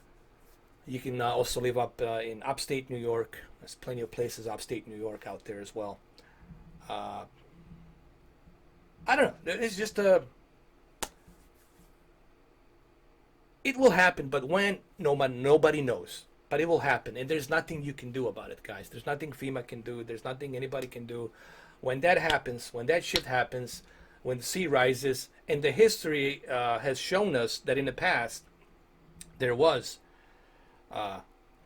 shifts in the climate. For what reason, we don't know. But these shifts in the climates always happen. So, that's just me. Okay, don't listen to me. I'm not a prophet, but I do have to, give you some reasonable doubt about some stuff. Anyway, what questions do we have? Sorry about that. I don't mean to scare people. All right, what questions do you guys have? Thank you to Killer Master 666. The way you're doing in your channel, it's perfect. No compromise, without nobody. A lot of content and variety. Just keep it real, bro. That's it. Thank you, Killer Master 666. That's the whole idea. I don't pressure anybody to, hey, subscribe here, or I had donate here, or we're getting some sponsorship prize, or I sent you here. Go buy this TV because I sent you. I type in the code, Mr. 4K, whatever, blah blah blah. I don't do that stuff. I don't want to be a car salesman. I don't want to be a television salesman. Nor do I want to tell you, I'm the professional calibrator. Therefore, listen to me. Listen to me now. Listen to me now. I'm not trying to mock the guy. I'm simply saying, I don't want to be stereotyped. I don't want to be like everybody else. Because I'm not like everybody else. That's the whole point. There's only one me. Okay? There's only one me. Sadly, there's only one me. Apparently. Why did I start my channel? It's a good question. Back in 2014, I was going through some tough time in my life. My dog passed away. My father passed away. A bunch of other people I knew, they passed away from cancer or other things. And I was really going through some tough time in my life. I was really I was drinking heavily. I was I was a different person, man. I was a type of a person back then, if you met me,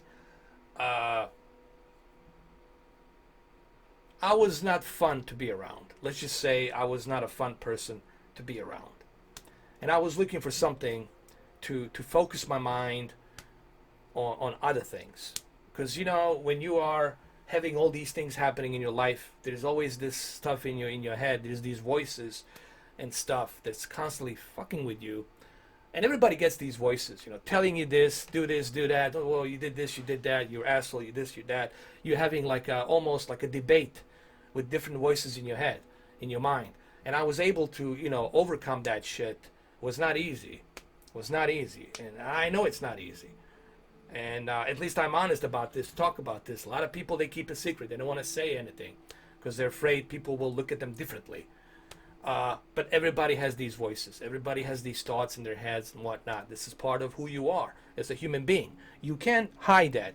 What you can do is you can lie about it, say that you don't, but everybody knows that you do. If you don't, then you're not a human being. You're not a sentient being. Then you're something else. So I was looking for something to focus my mind on. And this was it. The YouTube in 2014 was something I started doing with certain video games. I did some old PC games. One of the, you remember those old PC games where you click, it's like a video, it's a video motion recorded click and point type of a game. I did those old PC games. Then I did some PlayStation 3 games. And then later on I did some Xbox One games. And I started live streaming. I started doing some live streams. I started getting some decent views. I was like, whatever. In 1 week, I would get maybe 100 views, whatever, something like that. My live streams would have I don't know, like 3 or 4 people there, whatever. So I started doing that a little bit in 2014. Then in 2015, I started finding out about different YouTubers. I bumped into this one YouTuber who was pretty cool. Back then, his name was 1316 Killer, Joe. And I really liked his videos. and he really kept me entertained. I was like, oh, this is awesome, dude. This is cool. And he really kind of inspired me. There was another guy, Demetrios, my favorite samurai banana man, Demetrios. Make sure you guys check out Demetrios. Demetrios loves everybody. He's a cool guy. Demetrios loves everyone. So they kind of inspired me to start this hobby, to start doing this, to start interacting with people, because I was like in a really fucked up place. I'll be honest with you, I was in a really fucked up place, and I was not fun to be around, and I don't want to be that guy. I was like Brock Lesnar and Mike Tyson had a child. That's what I was back then. Not a fun guy to be around. Oh, come on, stay focused.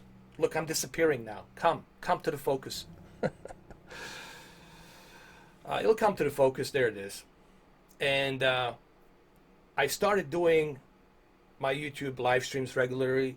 And then I started watching other YouTube channels, and they inspired me. And then Joe, 1316 Killer, he started talking about the 4K televisions and HDR. And I really got bitten by that bug, that 4K. Because he was the first person that really, he's the true 4K guy. It's not me, it's him. I want to give the guy the props and the credit.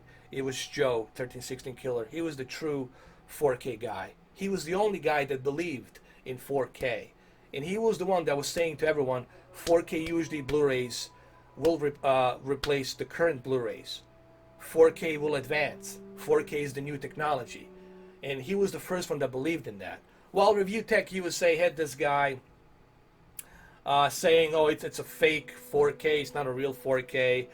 Yarek, whatever his name was, that guy saying, oh, you're not getting the real 4K, you're getting a half-assed 4K. Or something like that. This other guy was kind of pompous, whatever. I didn't like him, honestly, to be honest. He's like, whatever. And I got bitten by that bug. This is all true. And I got bitten by that bug, that 4K bug, and I purchased my first 4K television with Vizio. Vizio M55C2, which I still have. I still have M55C2. And it was a full LED backlit television with a lot of LEDs in the back. It was really great looking 4K TV. It didn't have HDR, but it had a good uniformity. M55C2. I did a bunch of videos on it. And then Phil Spencer announced that he's going to be releasing a 4K player built inside the Xbox One S. And I was like, oh, this is cool. Now I get to purchase this 4K TV, and I get to purchase this Xbox One S that will upscale all those video games, and I'll be able to watch the movies on a 4K television. The problem was no one was doing any videos on the 4K television and the Xbox One S. And I was like, why no one's doing this? Why nobody's talking about this? Why no one is actually doing videos with the camera, showing the upscale and stuff like that? No one was doing it. And I was like, well, let me be the first one to do it. So I started doing it. I bought the Madden, what was it, Madden 16 bundle with the Xbox One S. It was a Madden 16 bundle. I bought that bundle, and I plugged it into my Vizio M55C2, and that's when the whole thing started. Started from there. And those videos are still out there. Those videos are still out there. Some of them are 500,000, 250,000, close to 1 million. They're like pretty big hits. And that's how the whole thing started, to be honest with you guys. Sorry about me not reading your comments, but because I wanted to tell you a backstory of this, because somebody asked, how did I start this channel and why I started the channel? Well, now you know. That's the truth. That's why I started doing it. And everything else, it's became secondary after that. Sorry about that. Sometimes this camera does this, goes out of focus. Poor, he's freezing to death, man. Poor, what's his name? Art Morgan. Okay, let's see what I missed. What did I miss?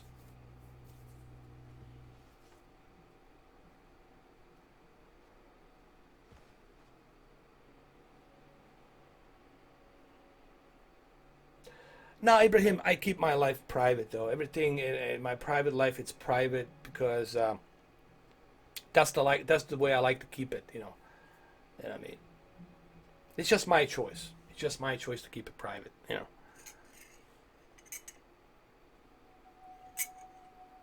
because I don't think it benefits you guys knowing what my private life is. It's not going to benefit you anything. It's not going to give you any benefits. It's not going to be that important to you. You know.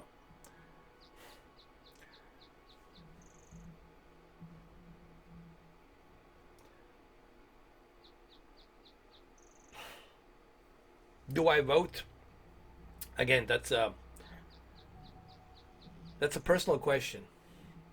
No comment.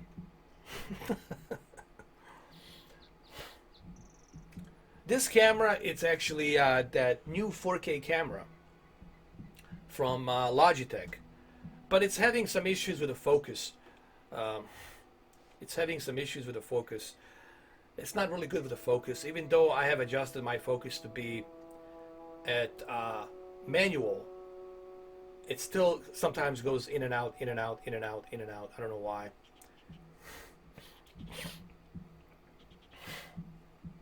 The Killer Master 666 says, I'm new to your channel, but I am a real sub, bro. What I like about your videos is like you make some kind of video series of the same subject, and nobody's doing that, at least that I know. Well, that's what I try to do. I try to bring something different. If you look at all my videos that I have, and even I'm kind of blown away that I got 3,600 videos, I try to bring something different.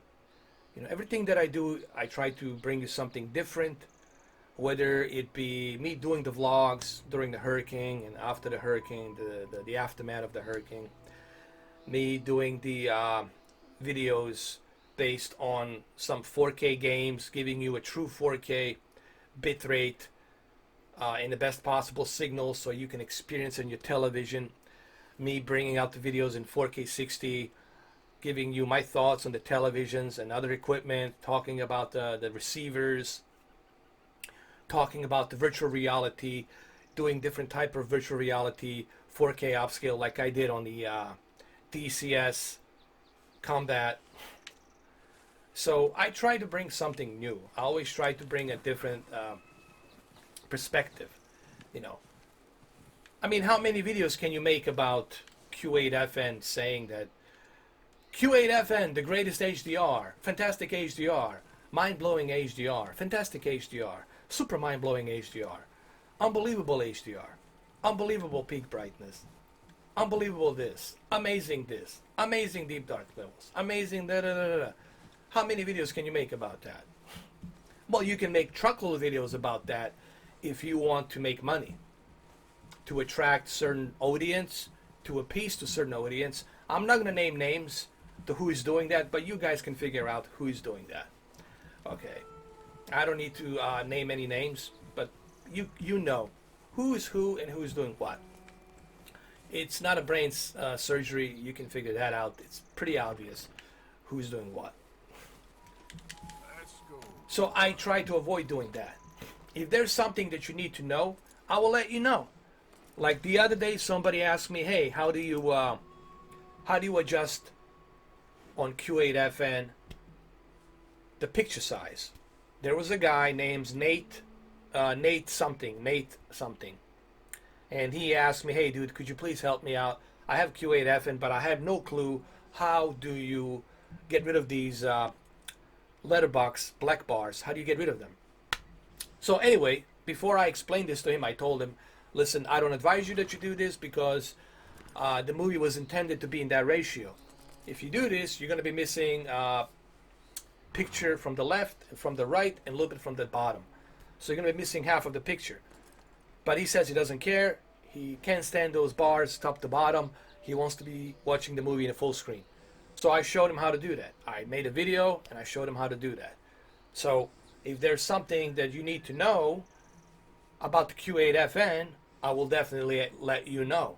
If there's something you need to know about the X900E, I will let you know.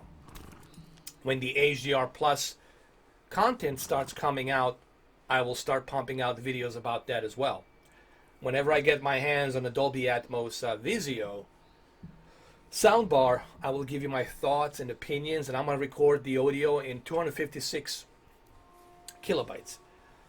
So you're going to get the best possible decibel, so you can hear the sound from the middle, so you can maybe, I don't think, you're still not going to be able to hear what the atmospheric Atmos Dolby can do, but it'll give you some sense of an idea. Whenever there's a reason for me to do a video, I will do it. Now, I do sometimes do different games. Like I promised you I was going to do Ace Combat, and I did Ace Combat 7. And hopefully those videos on Ace Combat 7 will give you an idea whether or not you should purchase it, or should you go with it, should you play it. There's 4K videos of it, upscaled to 4K. There's VR videos of it. So there's videos of Ace Combat 7 for you to make a decision whether you want to purchase it or not. Also, for those of you who think that this is Xbox One X Red Dead Redemption 2, you are being mistaken. Probably you've been thinking all this time that this is Red Dead Redemption 2. This is, did I say Resident Evil? Okay, it's Red Dead Redemption 2. For those of you who thought that this is Red Dead Redemption 2 Xbox One X, you're mistaken. This is not Red Dead Redemption 2 Xbox One X. It's not. It's not the Xbox One X version.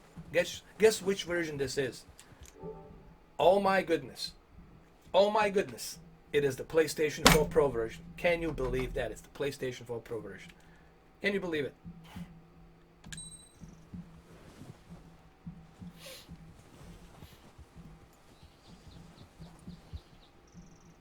Thank you, Sebastian, man. I appreciate it. Yeah, Lego Batman, it's a great HDR and Dolby Vision movie. I highly recommend the Lego Batman. I think Dolby Vision, it's only available on the Vudu and Apple TV 4K, but the HDR is still great. That's definitely a great HDR example, because that movie is so colorful. It has the night scenes, the day scenes. It's a perfect example of high dynamic range. So Lego Batman is a good example.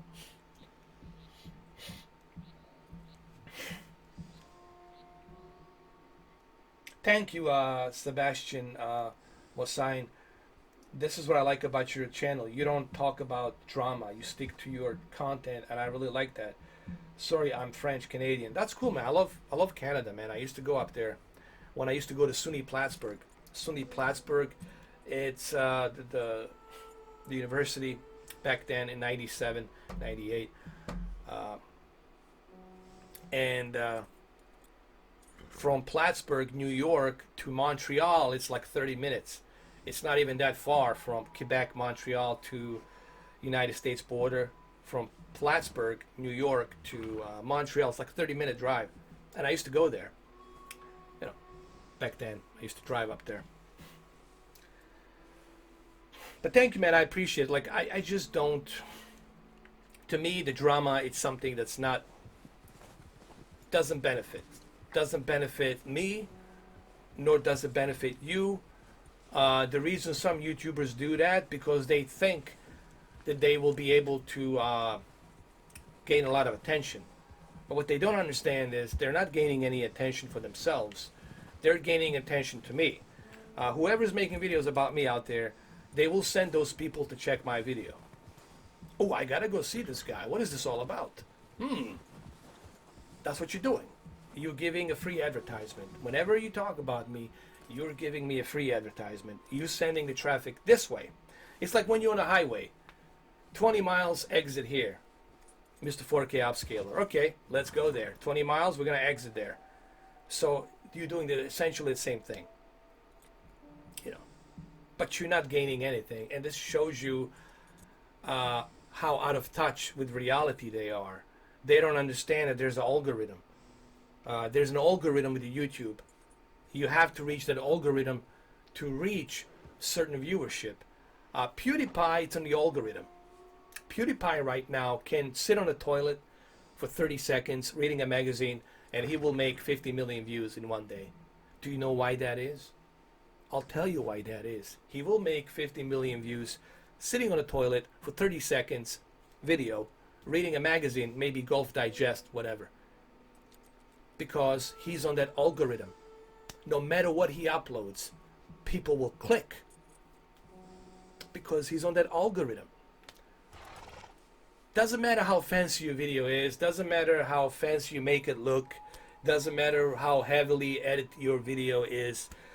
I don't care if it's edited by the major studio in Hollywood, doesn't matter.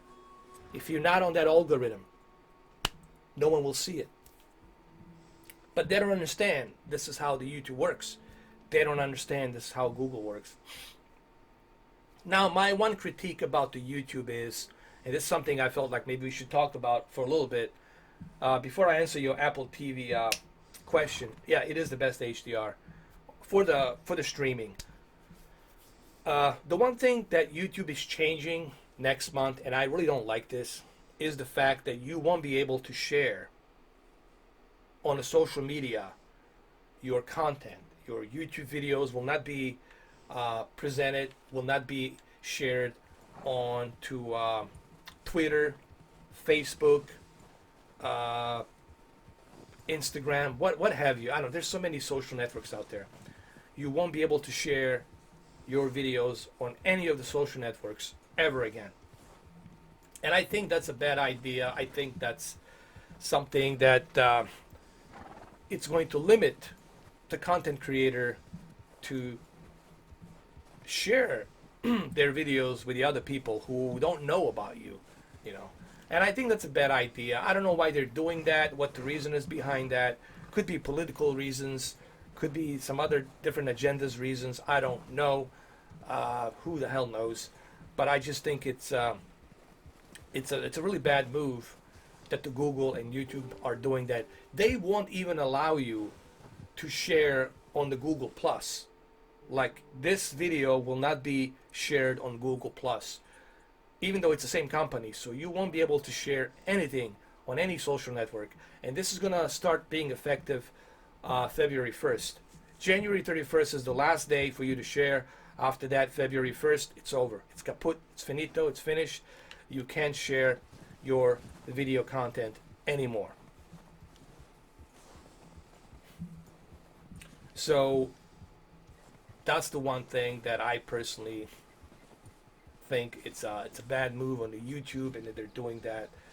I don't know why they're doing that. Like I said, it could be political reasons, could be some sort of an agenda they have. I don't know what the reason is, but it's really a dumb decision that they did that, in my opinion.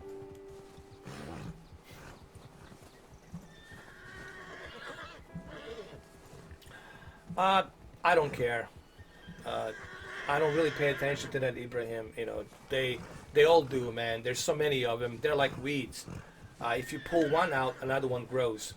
No one really cares. When they look at somebody that has my name and it's a fake name, it's not really me, and they see that the person has a 0 subscribers or maybe 20, 30 subscribers, no one's going to take that seriously. No one's going to care. So it really doesn't do anything to me. So I don't bother with that stuff because I don't care. I don't feed the trolls. I don't entertain their idea of attention, you know. Like I said, it's a free advertisement for me because they're advertising me, you know.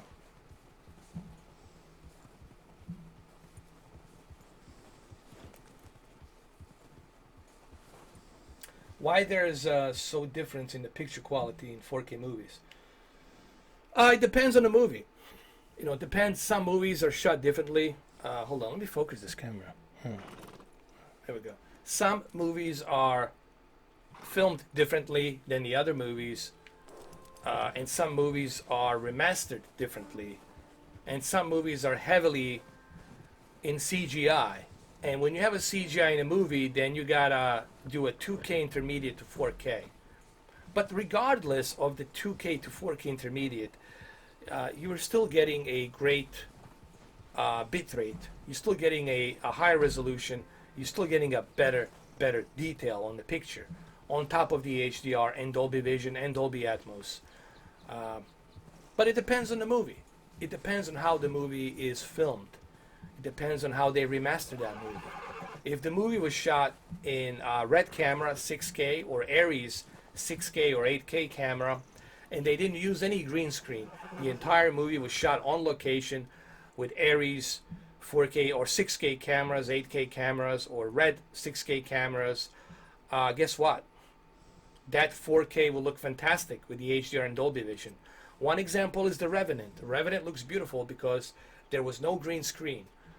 Except maybe that one scene with the bear, but that's about it. But everything else was like pure 4K. And it looks fantastic on the 4K. So that's why, it depends on how the movie was filmed. That's the one aspect of it. But regardless, you're still getting a much better bit rate. You're still getting a better detail. It's still better. In every aspect, it's better to watch a movie in a 4K than just a plain Blu-ray.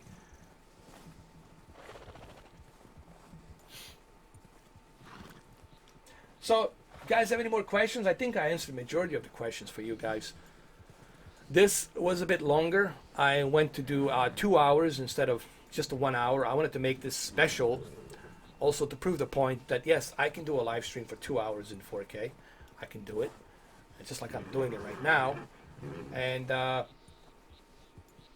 when they look at the transcript, when they look at the chat transcript, they will see that, yes, this is actually live streamed in 4K for almost 2 hours.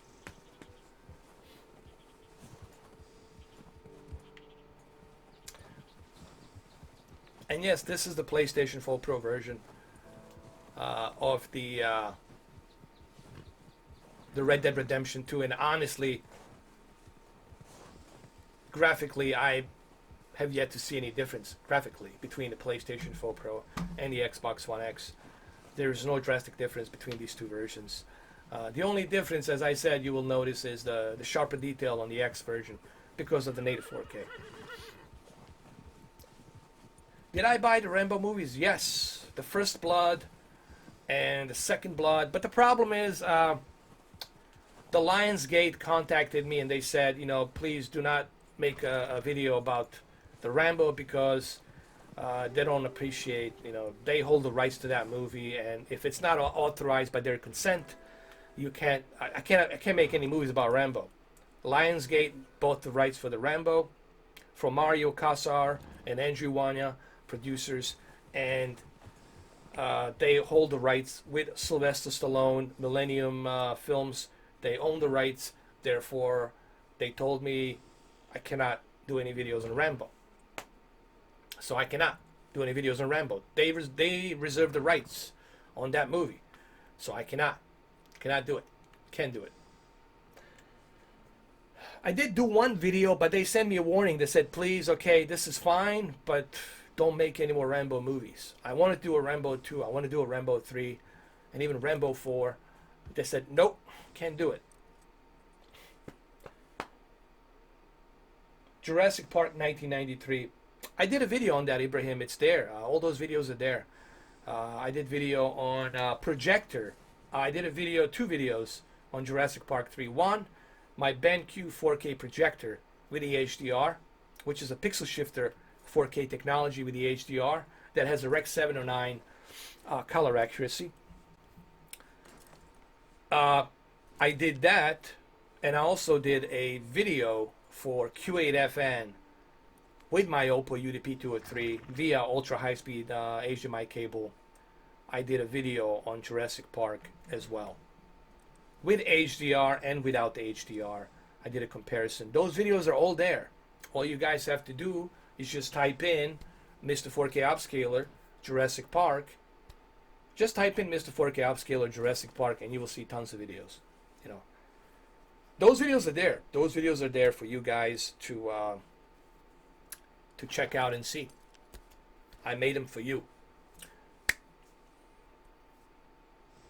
So I'll take a couple more questions before, if I don't leave pretty soon, Arthur Morgan will freeze. He will freeze. So we gotta get him warmed up, take him somewhere safe. So I'll take two more questions, and I'll answer them. This Q&A, I think it's probably the longest 4K live stream. It's 2 hours that I just did.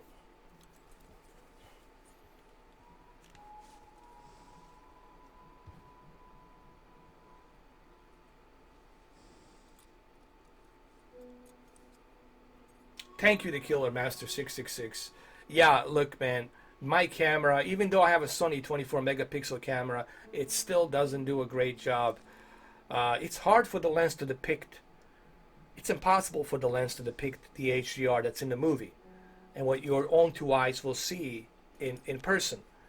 Because when there's a peak brightness, there's a lot of, what you call it, on the lens, there's a lot of light being emitted. And when there's a lot of light being emitted, then your lens becomes much brighter.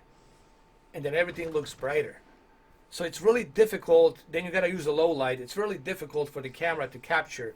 I try to do my best to capture that, because I did move my exposure down. What I basically do on my cameras, I try to lower my exposure.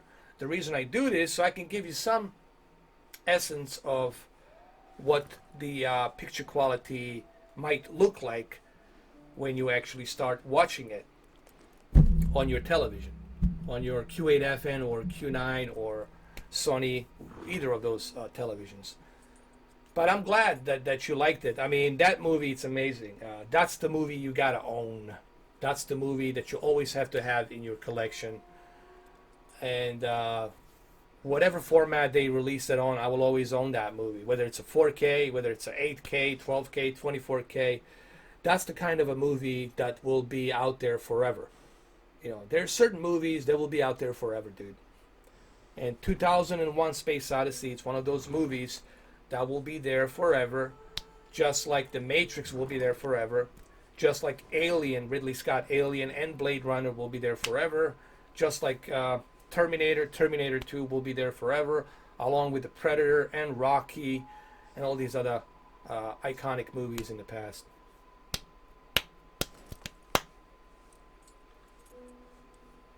Ibrahim, I did that too. I did Terminator 2. I did the DNR on the Terminator 2. I talked about the DNR. I have it on both projector and the old Sony 900E and KS8000. Just type in Mr. 4K Upscaler, Terminator 2. It's all there, man. All of those videos are there. You just have to type it in with my name. They're going to show. You can do that right now. You can actually do that right now, and you will see it. Projector and the X900E, Q8FN, and KS8000, and TCL R617. All those movies, there's a reason why I have 3,600 videos. They're all there. They didn't go anywhere. They're all there in the library. They're all there. And just type in my name with that movie, and it will show up.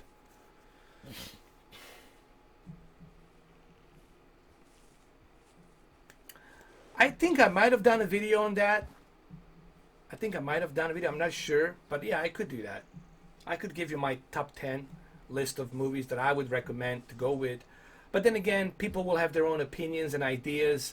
That would be like my opinion on what I would recommend. But everybody else will have a different idea on what their top 10 4K movies are. So it's a very subjective thing.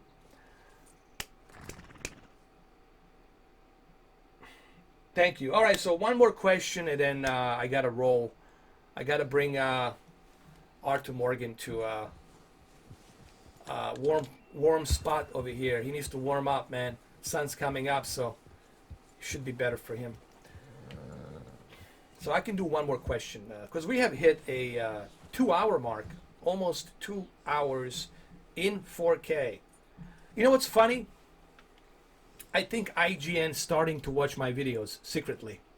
People are going to say, well, how do you know that the IGN is watching your videos secretly? Soon as I was the first one to upload a 20-minute video of 4K 60 with the highest possible bitrate, Ace Combat 7 opening video on midnight Thursday. 2 years later, 2 days later, not 2 years later, Jesus Christ. 2 days later, mind me, IGN released a video that's the first 15 minutes in 4K 60. But I'm glad, I'm glad that they're doing that. I'm glad that I can influence and inspire somebody like IGN to pump out 15 minutes in 4K 60, which they should do. I mean, you're a big company, you have a bunch of people working for you, you got all the equipment. There's no excuse for you not to live stream in 4K like I'm doing. There's no excuse for you not to have unlimited bandwidth, which I am sure you do with the Comcast business or whatever it is that you're associated with. There's no excuse. I am happy to influence others to pump out videos in 4K. And I see now that Digital Foundry is pumping out some 4K 60 videos. They're not making you go to their website to download it. And that's good too. I like that. I like that's what's happening. So people secretly watch my videos, but they don't necessarily talk about me. But they do secretly watch my videos. I know this for a fact. Okay? I know this. I'm not going to tell you how I know, but I do know. Not that I care, but it's fine. I kind of find it interesting to see IGN 2 days after release of 15 minutes of Ace Combat 7 in 4K 60. And they did put a good bitrate, but I went a little bit higher than their bitrate. My bitrate was 100 megabits per second. Their bitrate was like, I don't know, like a 30 megabits per second. I did 100 megabits per second. So my bitrate was much higher on the 4K 60 than... How do I know that? You can check that out. You can look at stats for nerds. There's many different ways you can check out the video and look at... You can dissect the video. You can strip the website and look and see what's embedded onto the website. If you know how to do that, if you're familiar with that, so you can check and see what's embedded into the codec of that's being streamed. So I found it kind of interesting, kind of funny that IGN released a 4K 60 video 2 days after I released Ace Combat 7 in 4K 60. Would I join them?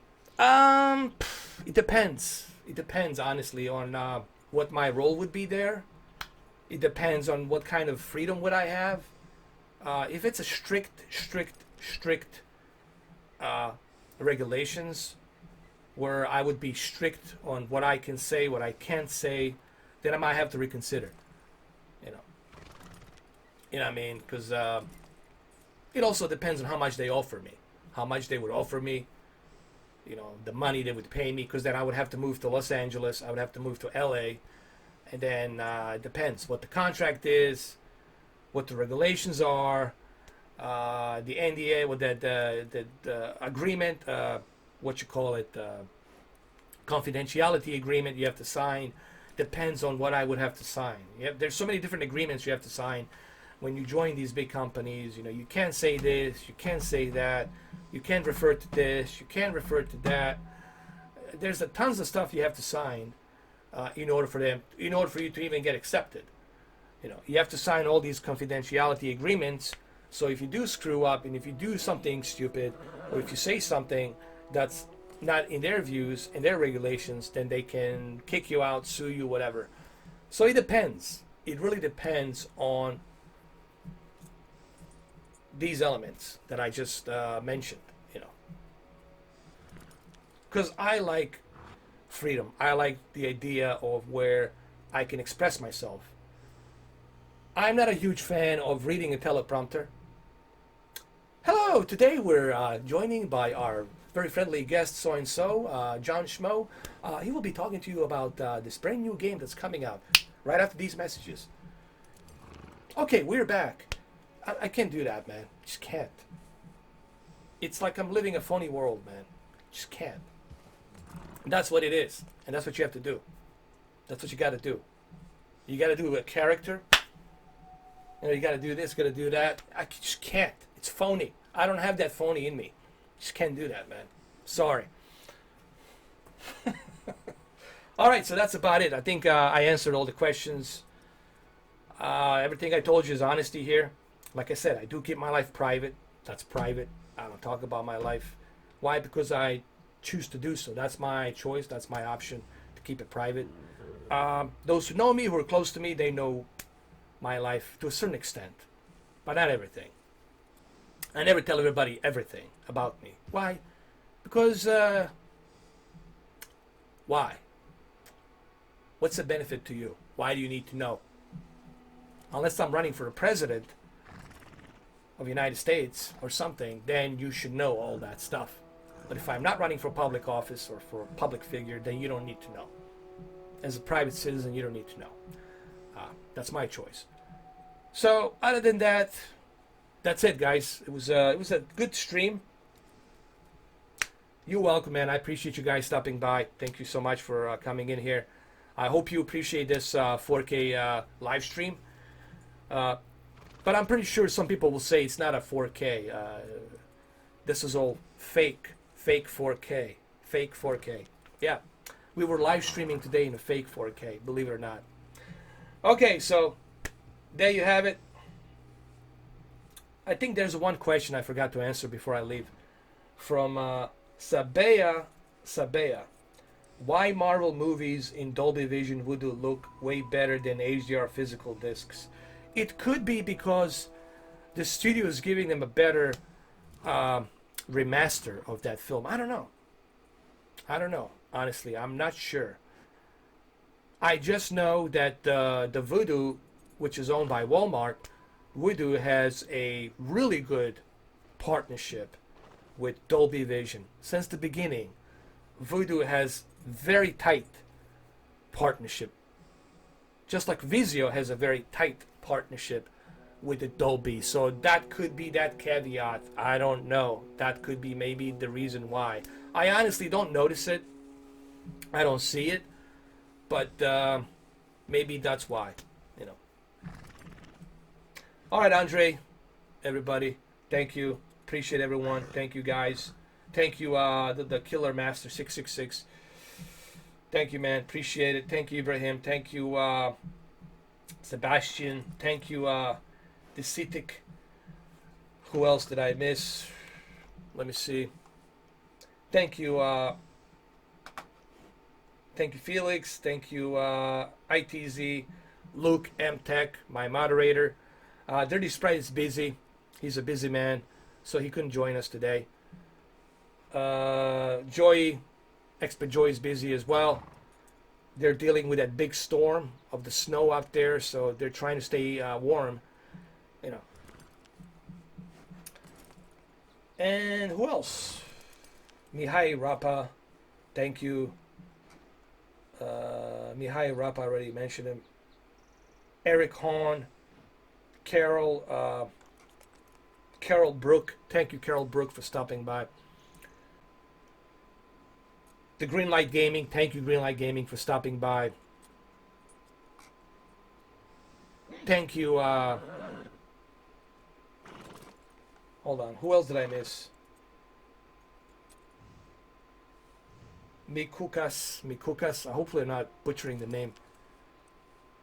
Mikulas. Thank you for stopping by. The Mobs. Thank you, the Mobs. You were top-notch moderator today. Both Luke and Mobs and Andre, all three of you, especially Mobs and the Luke M Tech. You guys did a top-notch job. Very effective moderation. I love it. Like it. Great job. Excellent. And Chris Datch, thank you, Chris Datch, for stopping by as well. Steven Johnson, thank you for stopping by. And of course, Andre Lassant, thank you for stopping by. Isaiah Thompson, thank you as always, man. I appreciate your thumbs up. I like it. It's very nice and short.